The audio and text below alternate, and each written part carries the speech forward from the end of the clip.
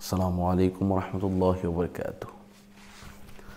আপনি শয়তানের ধোঁকায় পড়ে চুরি করে ফেলেছেন, এখন আপনার জন্য চাল পোড়া নিয়ে আসছে।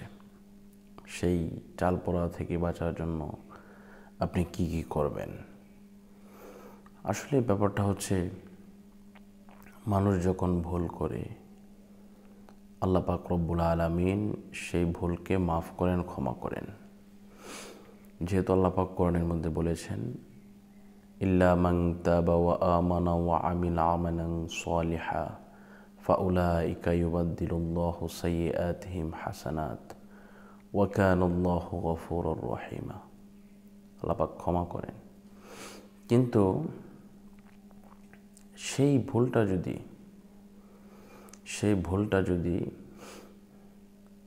ক্ষমা হয়ে যায়, কিন্তু চাল পড়া যে দিবি, এইটা থেকে বাঁচার জন্য কি করবেন?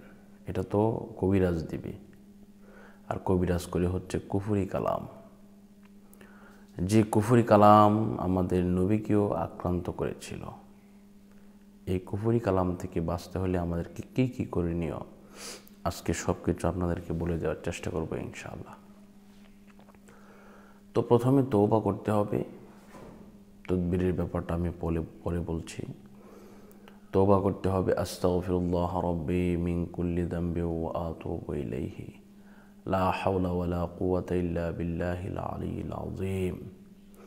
এইভাবে তওবাটা করতে হবে।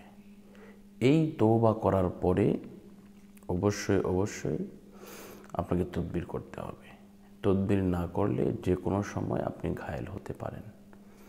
এজন্য তওবার ব্যাপারে যদি আপনি নিজে নিজে পারেন তাহলে করবেন, আর যদি না পারেন ইনশাল্লাহ আমাকে বললে আমি তওবাটা করে দেব। তদবির তো অবশ্যই আমাকে দিয়ে করতে হবে, অবশ্যই। এটা আপনি নিজে পারবেন না। তো এটা করার জন্য আপনি এই নাম্বারে যোগাযোগ করবেন। নাম্বারটি হচ্ছে এই 016-430-63744। আমি আবারও বলছি 016-430-63744 ইনশাল্লাহ।